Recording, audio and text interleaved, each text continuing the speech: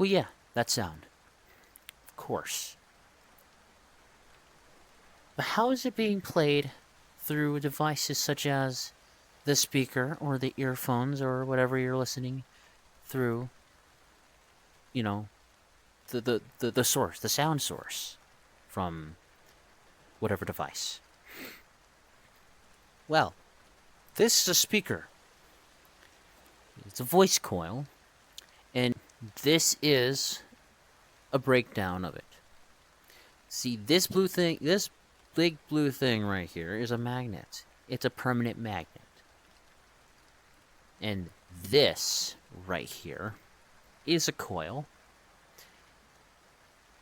And if you were to put some charge through this thing, it pulls. This thing gets pulled into the other magnet. That's how magnets work, of course. But something interesting happens when you add a little bit of frequency to the speaker. As you can see here, this is positive voltage and this is negative voltage.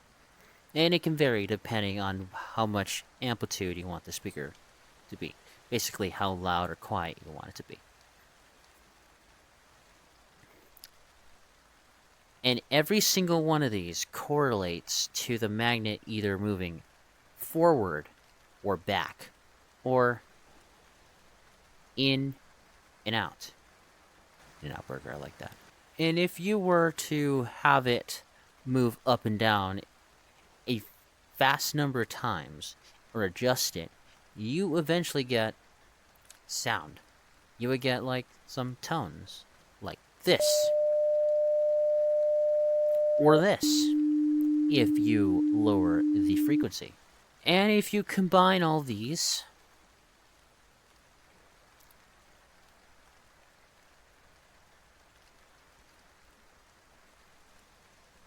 and make some differences,